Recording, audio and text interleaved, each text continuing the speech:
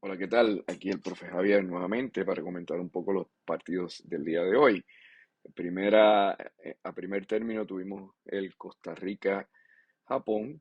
Eh, le siguió un partido no muy entretenido entre Bélgica-Marruecos, algo que Marruecos ganó.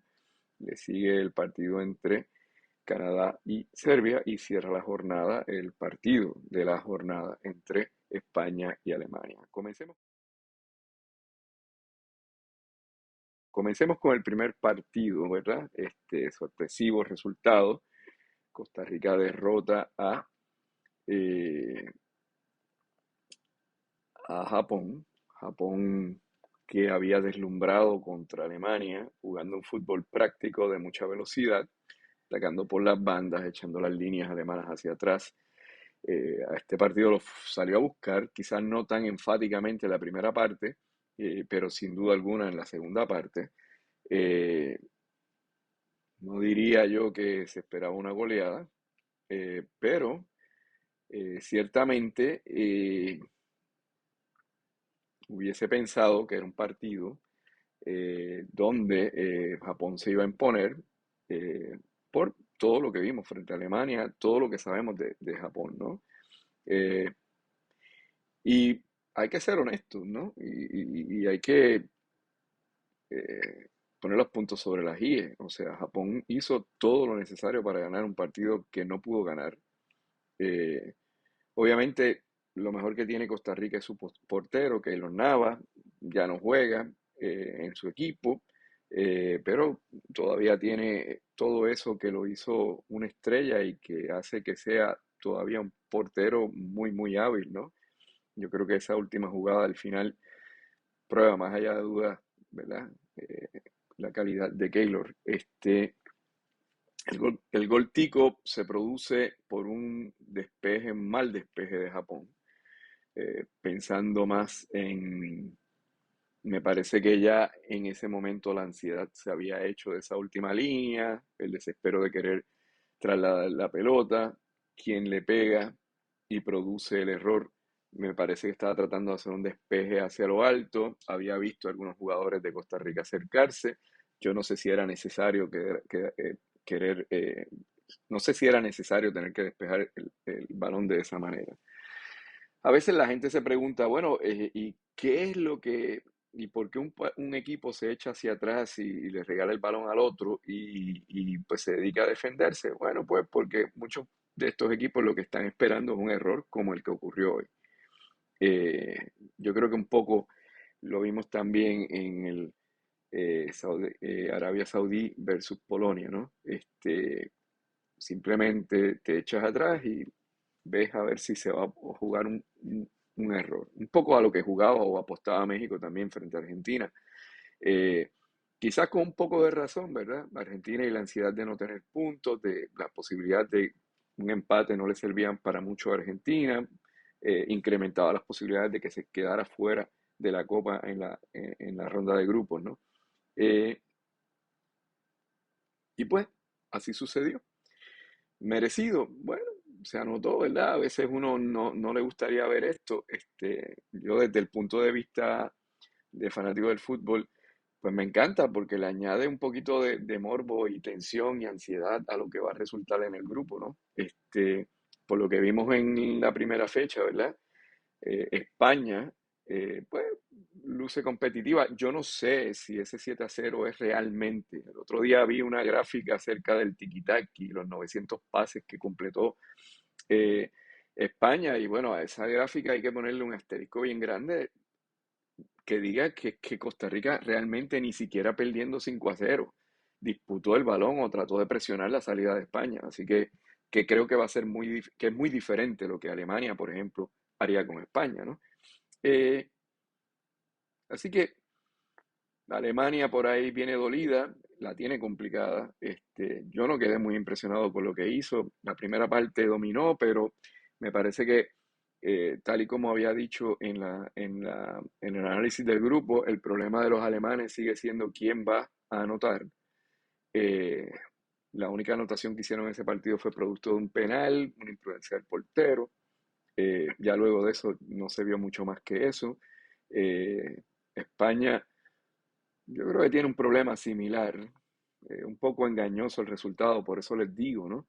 Y yo estoy seguro que Alemania no va a permitir ese movimiento tan libre que Gavi y Pedri tuvieron a lo largo del encuentro y va a presionar la salida de Busquets desde el inicio. Eh, Así que, y entonces nos quedamos acá, eh, pero no pierda de vista, o sea, ahora mismo Costa Rica la tiene bien cuesta arriba en el sentido de que está a -6 en términos de diferencia de goles a pesar de tener 3 puntos, o sea, Japón todavía queda por encima de ellos. Alemania es el que queda abajo, ¿verdad? Ahora hay que ver el resultado ese un poco por la tarde, ¿no? Pero interesante, lo hace interesante, ¿ok? Probabilidades de Costa Rica, pues las tiene, está muy vivo. Le toca contra Alemania. Eh, Hay que ver, ¿verdad? Japón pues se las va a tener que sortear con España. Veremos a ver cómo resulta eso. Bueno, Bélgica se enfrentó a Marruecos, un partido que en papel lucía favorable a Bélgica, y no necesariamente por despreciar o pensar que Marruecos es menos que, pero por la calidad con la cual cuenta la escuadra Bélgica, ¿verdad? Belga. Eh, Sorprendente partido, o sea, y es la segunda vez que lo hace. Con Canadá más o menos lo hizo. Yo creo que hay un acuerdo general de que Canadá eh, mereció mucho más, ni siquiera el empate, probablemente la victoria, porque básicamente el problema de Bélgica es la insistencia del dirigente de jugar con Eden Hazard, que no está para esto. Eh, los fanáticos del Madrid nos pudieran recitar horas y horas acerca de Eden Hazard.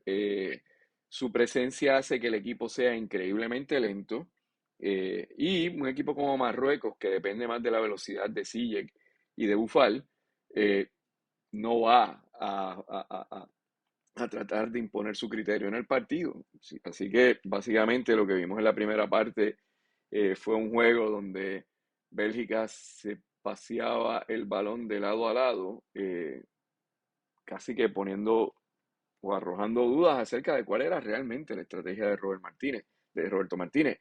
Eh, no sé, daba la impresión de que estaban jugando al empate, eh, paseando el balón de lado a lado, no necesariamente iban a encontrar espacios, ni tampoco iban a hacer que su contrario saliera eh, de su lado de la cancha, ¿verdad? Eh, Kevin De Bruyne lucía como delantero, ya que Eden Hazard era el que tenía la responsabilidad de crear juegos, si se quiere, pero el juego no creó en lo absoluto. De las pocas oportunidades que ocurrieron, casi todas ellas eran en los pies de Kevin De Bruyne. Eh, Pobre juego, pobre juego, pobre juego. Marruecos prácticamente le dejó saber a, a Bélgica qué era lo que pensaba hacer en un tiro libre cercano a la portería en la primera parte. Al final del primer tiempo, era un claro fuera de lugar. Ahí, por más milimétrico que sea, cuenta la ventaja que pueda ganar un jugador, no más arriba en la cancha, ¿verdad? Pero ahí sí cuenta. Ambos estaban fuera de lugar. Pero lo más importante acerca del fuera de lugar no es que necesariamente los jugadores marroquíes hayan ido a buscar el balón, sino su estrategia era básicamente bloquear a Courtois, de la trayectoria del balón. ¿Ok? Y eso no fue algo que ni Robert Martínez ni necesariamente Courtois pudieron predecir que pudiera ocurrir en una futura ocasión. ¿Por qué digo esto? Porque el segundo gol es prácticamente el primer gol de Marruecos, ¿verdad? El segundo que se mete, el primero quedó anulado, es básicamente una repetición del primero. El jugador marroquí no está ahí para darle la bola, está para bloquear la visión de Courtois. Esta vez estaba en lugar, o sea, estaba en posición correcta y pues el gol contó. Uno tenía que ver la cara de Courtois. Eh, porque él ni siquiera se dio cuenta cuando el balón entró. Estaba completamente sorprendido. Nuevamente, fue exactamente lo mismo que hicieron en el primer tiro. Al final de la primera parte, simplemente reprodujeron la estrategia y me extraña muchísimo que Bélgica no haya hecho ningún tipo de ajuste al respecto. O sea, me sorprendió de manera, eh, honestamente, no lo podía creer. La respuesta de Bélgica, la respuesta fue básicamente sacar a Eden Hazard, que hacía tiempo debió haber salido, poner a Kevin De Bruyne en su lugar, entró de Cateler, este, por un breve periodo de tiempo, es decir, entre esa situación y el segundo gol de Marruecos, eh, la dinámica de Bélgica cambió significativamente porque una vez Kevin De Bruyne tenía mucho más espacio y podía ver y leer el juego de mejor manera, empezó con sus famosos pases y centros por todo el área y le dio más dinamismo al equipo, ¿verdad? Lo que me hace pensar es que eh, Eden Hazard no está para esto. Y yo creo que de cara a la última fecha, porque Bélgica se va a jugar mucho en la última fecha, tiene que de alguna manera vislumbrar, dejar en la banca a Eden Hazard. No está para esto, honestamente. Y la forma en que jugaron en ese periodo de tiempo, con Kevin De Bruyne más en el rol de jugador creativo, pues fue mucho más dinámico el equipo, iba más al frente, creaba mejores situaciones. No muy claras, ciertamente, pero creaba mejores situaciones. Pero ese dinamismo se acabó una vez entró Lukaku. Lukaku se convirtió en referencia, ya entonces de ahí en adelante era el pase largo, buscando, ¿verdad? Saltar líneas, hacerle llegar el balón a Lukaku. Se tornó terriblemente inefectivo Bélgica. Eh, Llega el segundo gol marroquí, muy merecido, extraordinaria jugada. A veces la gente piensa que los cabezazos son para despejar, o, ¿verdad? El que no necesariamente aprecia este deporte, pues no entiende muy bien cómo es que funciona la cosa, pero realmente lo que quiere un jugador en esa situación a la hora de cabecear es cabecear el balón a algún espacio que alguno de sus compañeros puedan llegar. Y ese fue el gol que usted vio. Interesantísima situación. Eh, Así que Canadá y así que ahora Canadá y Serbia se la tienen que jugar. Eh, eh, Perdón. Ahora entonces Bélgica tiene que jugar, tiene que salir a buscar el partido que le resta contra Serbia. Eh, y Marruecos lo propio contra Canadá. Están en juego, ambos están en juego, así que va a haber que esperar qué sucede ahí. Bueno, y en el tercer partido de la jornada, Croacia se enfrentó a Canadá. El sueño canadiense duró apenas 35 minutos. Eh, es muy cierto, muy cierto que eh, en cierta medida Canadá mereció mucho más en su partido contra Bélgica. No debió haber llegado en esta posición. Lo mínimo que merecía era un punto. Pero aquí estamos, aquí llegamos. Llegó con una derrota, sin puntos, enfrentándose a una Croacia que venía de empatar con Marruecos, que no lucía mal, ¿verdad? Que no lució mal, que quizá en cierta medida eh, pudiéramos decir que eh, no lo ha hecho mal, ¿verdad? Ha mostrado ser la misma Croacia de hace 4 años atrás, con algunas piezas intercambiables, algunos nuevos jugadores, ¿verdad? Eh, una derrota no necesariamente los sacaba del juego, pero ciertamente el técnico croata fue por el juego. Comenzó a presionar bastante bien a Canadá y me parece que el juego se le hizo muy grande a Canadá. Yo creo que si uno examina el primero, el segundo y el tercer gol, va a poder ver claramente que La desorganización en la última línea, demasiados espacios. Croacia no parece ser un equipo que ataque mucho, pero tiene atacantes muy, muy, muy buenos. Eh, Usted ve calidad por todas las líneas de Croacia, ¿verdad? Y cuando a eso le suma un tipo como Luka Modric dirigiendo las hostilidades básicamente desde el medio campo, pues difícil, difícil, ¿verdad? Marcador severo. El cuarto gol realmente es producto de un Canadá volcado tratando de buscar producir goles. El problema de Canadá en este mundial, bueno, es que en el juego contra Bélgica, ahí se hizo más que presente, producir goles, no lo tiene, va por buen camino, tiene buenos jugadores, Alfonso Davies es un jugador exquisito, pero pues no le dio o no le fue suficiente, ¿verdad? Croacia por su parte eh, hizo lo que tenía que hacer. Como dije, el cuarto gol es más bien producto de la desesperación de Canadá, es uno de esos goles que se producen cuando pues, ya está volcado completamente sobre el ataque. Eh, eh, es quizá una pena, ¿verdad? Que Canadá se haya despedido del Mundial de esta manera. Eh, Quizá mereció más, vuelvo y repito, en el partido contra Marruecos, pero bueno, eso es un poco el fútbol, ¿verdad? Croacia entonces, con la victoria, terminaba primero gracias a la diferencia de goles en el grupo F, ¿verdad? Eh, Ellos, obviamente, producto de la derrota de Bélgica, la victoria de Marruecos. Marruecos está empatado con Croacia en términos de puntos, pero por diferencia de goles termina como segundo. Sería el segundo del grupo F, ¿verdad? Bélgica no es que necesariamente tenga, eh, digamos que esté eliminado del todo, se enfrenta en la última fecha a eh, Marruecos, me parece. Interesante ese partido, me parece. Eh, Grupo F, ¿verdad? Croacia se va a perdonen, no se enfrenta a Marruecos, Marruecos se enfrentó hoy. Se enfrenta a Croacia. Croacia con un punto pasa. Eh, Canadá y Marruecos se enfrentan, interesante partido.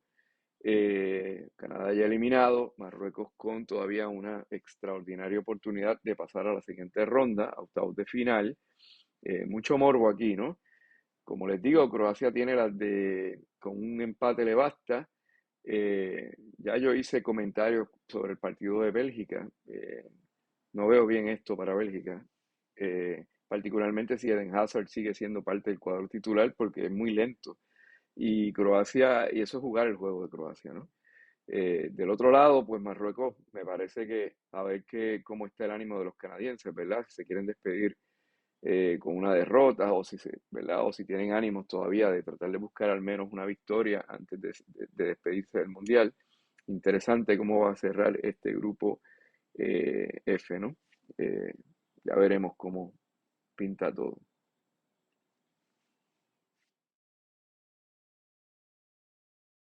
Bueno, y el partido de la jornada fue protagonizado por Alemania y España. Era el partido de cierre del grupo, eh, el grupo E. Eh, una España que venía de golear a Costa Rica 7-0. Un solo cambio en el planteo de juego, bueno, dos cambios. Por un lado, César Azpilicueta fue reemplazado por el jugador del Real Madrid, eh,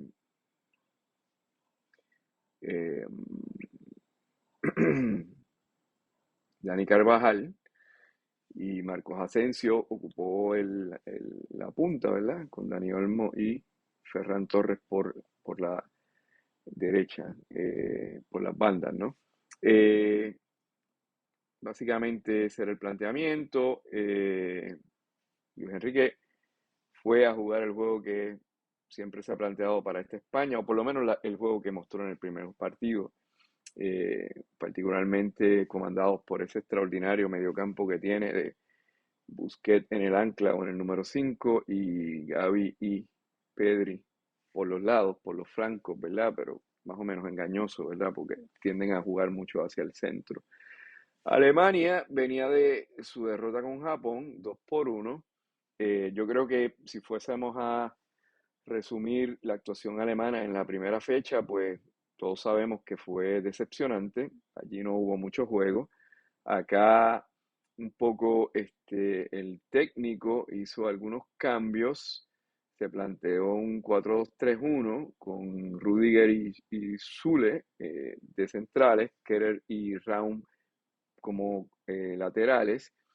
Entonces Kimmich fue acompañado por Goretzka y Gundogan se pasó a la posición entre comillas de media punta, porque como vamos a ver, esto no era tanto como así, con Nabri y Musiala de extremos volantes más o menos, y de punta a Thomas Müller, que bueno, yo creo que ver ese partido fue en parte, yo no creo que aún con los cambios hubo mucha diferencia de lo que vimos eh, en la segunda parte con Japón. No tanto la primera, pero sí la segunda parte con Japón. Es decir, esta era una Alemania echada hacia atrás. Esos dos volantes de contención, Goretzka y Kimmich, se mantenían bastante pegados de Rudiger y de Süle. Y básicamente Gnabry, Musiala y en mayor medida Müller se echaban hacia el frente, estaban un poco despegados esperando el pelotazo en caso de que tuvieran el balón. Si España era la que tenía el balón, que fue lo que pasó la mayor parte del tiempo, entonces Gundogan se les unía y para presionar la salida española y obligarlos un poco a salir por las bandas y tratar de una manera u otra, sacarle juego tanto a Gavi como a Pedri, más que otra cosa. ¿Ok? Eh, Así que en términos generales uno puede decir que la primera parte de Alemania fue penosa, aburrida, sin sazón, nada por el estilo, constantemente buscando romper el juego español y aprovechar algún tipo de oportunidad. Las oportunidades en realidad se las dieron los jugadores españoles, particularmente Unai Simón, que me parece que tuvo un partido para el olvido en términos de sus salidas. No le costó al equipo y el gol alemán realmente no es producto de él, pero en cierta medida fue un poco, no sé cómo decirle, eh, eh, terrible el partido de él. Eh, España, pues, en principio comenzó a tocar. Yo creo que eh, Alemania al principio intentó, no sé, jugar al fútbol, pero una vez vio el dominio que podían tener tanto Pedri como Gavi, pero en especial Pedri, en ese mediocampo, simplemente se echó para atrás, mandó a Müller bien al frente, con Gnabry y Musiala saliendo en velocidad, tan pronto cortaba la bola, y Gundogan en realidad casi que como otro mediocampista de contención. O sea, era casi como si estuvieran jugando un 4-3-3, pero no el típico 4-3-3 que uno está acostumbrado a verlo ofensivo como el de España, sino todo lo contrario, uno increíblemente defensivo. De hecho, ese error de Gundogan, lo que hizo fue básicamente neutralizar una de las mejores armas ofensivas que tenía Alemania. Eh, Termina la primera parte sin anotaciones, en la segunda parte, pues un poco España salió, digamos que un poco más inspirada. Yo creo que el cambio de Ferran eh, hace que yo creo que abrió un poco mejor el campo. Entró Álvaro Morata. Morata es un jugador más de punta. Es uno de esos delanteros que yo entiendo si Luis Enrique no lo quiere jugar los 90 minutos. Yo no creo que esté para jugar 90 minutos a esta altura ya, pero 30 minutos puede hacer lo que él hizo, ¿no? Eh, Darle un hombre de área, un referente dentro del área, que básicamente hizo un gol maravilloso, ¿verdad? El gol no podemos perder de vista que también tiene mucho que ver con ese juego en el mediocampo de España, ¿no? Maravilloso ese juego. Me encantó Dani Olmo. Pedri pues, fue realmente una exquisitez verlo jugar. Busquets comandando desde atrás, ¿no? Etcétera, etcétera, etcétera. Eh, Ese gol, si bien no dejaba fuera a Alemania del Mundial, lo ponía realmente en aprietos. No es que tampoco no esté en aprietos Alemania, está en serios aprietos, pero eh, lo puso más en aprietos, o sea, realmente lo puso contra la pared, así que el técnico comenzó a hacer los cambios interesantes. Yo creo que el más interesante de todos ellos fue el de Niklas Füllkrug, que es el que terminó haciendo el gol, porque era penoso ver a Alemania jugar. Incluso después del gol era penoso ver a Alemania jugar. Y uno decía, bueno, pero ¿y qué están proponiendo? A veces quedaba la idea de que esto era un empate, ¿verdad? O sea, si miramos el juego hasta ese momento, a todo lo que apostaba Alemania era a una falta cerca del área para entonces de tiro libre buscar a Rudiger. Todo el tiempo. O sea, eso fue lo que hicieron todo el tiempo en los tiros libres. Era como casi hasta bien predecible y en cierta medida que me sorprende a veces las faltas que hacía España muy cerca del área porque Rudiger es un tipo muy, muy peligroso en esa área. Eh, ¿Verdad? Anotó un gol que en realidad estaba fuera de lugar. Luego hizo un disparo realmente muy potente que Unai Simón pudo manejar bastante bien, ¿verdad? Así que de momento, perdón, el técnico alemán se ve precisado de tener que cambiar las fichas, ¿verdad? Y entonces introduce, entre otros, a Nicolas Füllkrug, ¿verdad? También con él vino Leroy Sané, cambia básicamente el dibujo táctico de Alemania, se convierte en un 3-4-3, Füllkrug de punta, Leroy Sané empieza a entrar por la izquierda, eh, y cambió completamente el juego, ¿verdad? Eh, y eventualmente anota el gol. El gol es interesante, ¿no? Es un gol interesante. ¿Por qué digo que es un gol interesante? Porque básicamente eh, estoy buscando aquí el minuto en el que se produce, en el 83, ¿verdad? ¿Por qué quiero enfatizar el 83, no? A pesar de que el dibujo táctico de Alemania cambió, Luis Enrique no cambió necesariamente su aproximación al partido. Es decir, España continuó jugando un 4-3-3. Eh, Metió a Nico Williams como una alternativa de velocidad por la izquierda. Sale Marcos Asensio. Ferran había ya salido por Álvaro Morata. Ahí es cuando Marco Asensio pasa a la banda a la derecha. Álvaro se va al medio y se produce el gol, ¿no? Trae a Nico Williams en términos de velocidad. Eh, Uno pudiera plantear que no estaba mal la idea. Dani Olmo realmente tuvo un gran partido, constantemente atacando por esa banda de la izquierda, etcétera, etcétera. Pero en la medida en que Alemania empezó a tener más del balón y empezó a empujar más el juego hacia el campo español, Dani Olmo obviamente se tuvo que echar atrás, casi que como termina como una especie de 4-4-2 no oficial.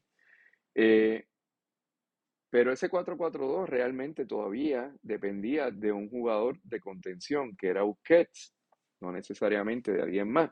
Pedri andaba por ahí, ¿no? Un poco jugando,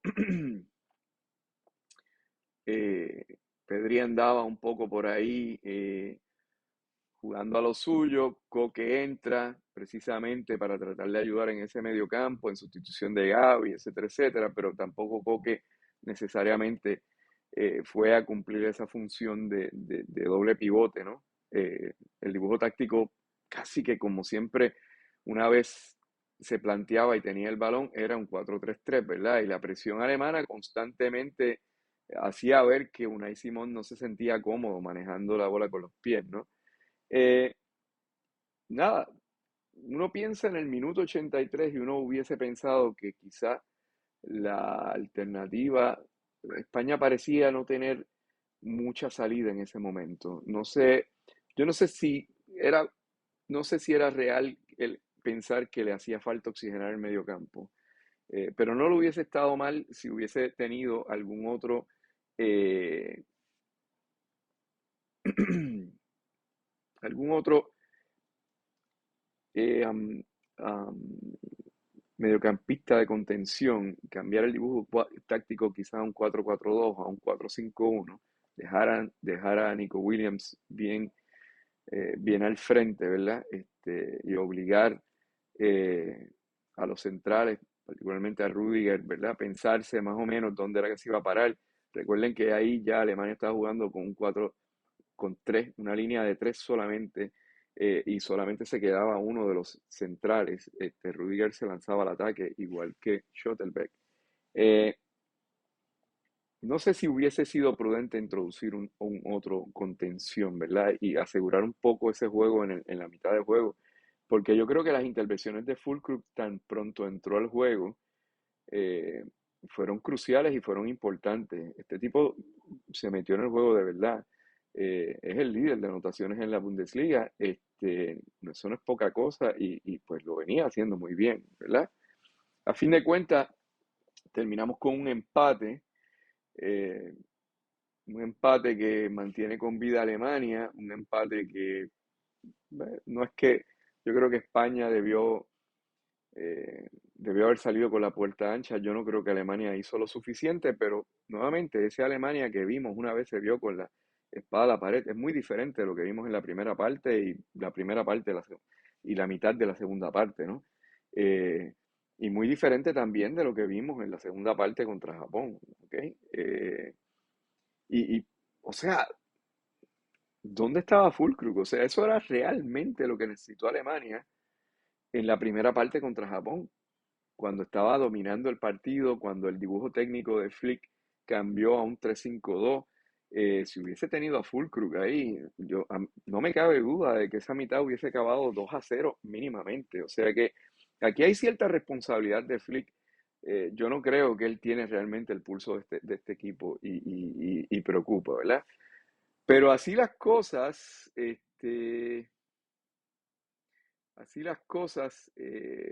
pues interesante lo que tenemos ahora acá en este grupo, ¿verdad? En el grupo E. España aparece de líder, la diferencia de goles sigue siendo 7. Eh, Japón queda segundo por diferencia de goles. Costa Rica empatado con Japón, pero por diferencia de goles termina en la tercera posición y Alemania, entonces, último con un solo punto y con un -1 en términos de diferencia de goles. Eh, ¿Qué va a pasar? Interesante, ¿verdad? El grupo E va a cerrar el viernes, perdón, no, el grupo E va a cerrar el jueves. Japón se va a enfrentar a España, mientras que Alemania se va a enfrentar a Costa Rica. Eh, a Costa Rica le vale un empate, ¿saben?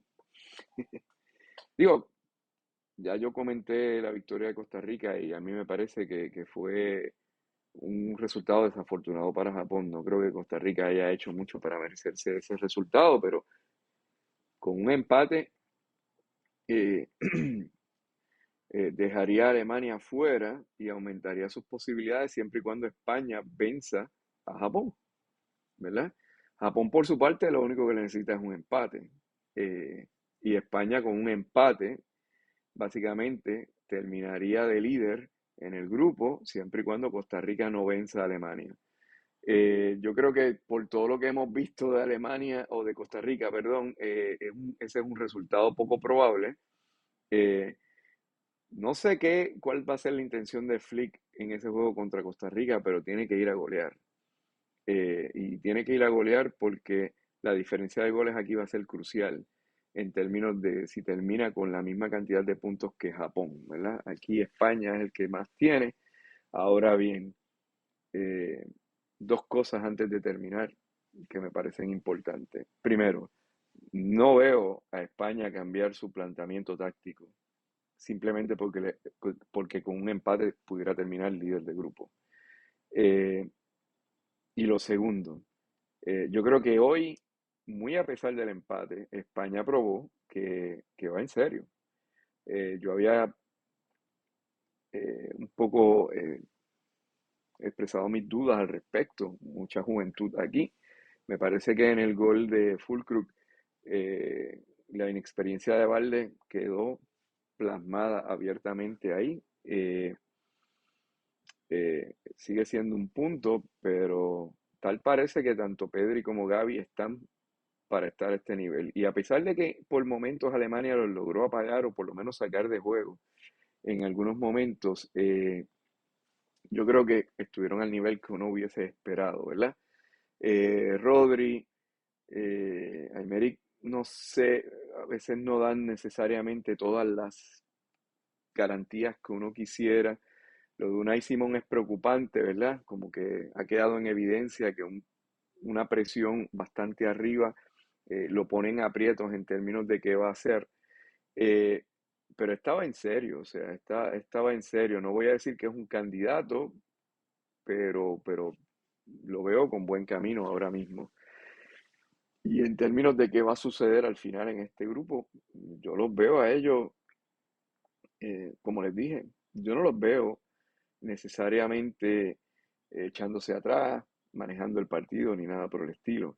Yo creo que hoy Dani Carvajal hizo lo suficiente como para convencernos de que él debería ser el titular por la banda de la derecha por encima de César Espilicueta.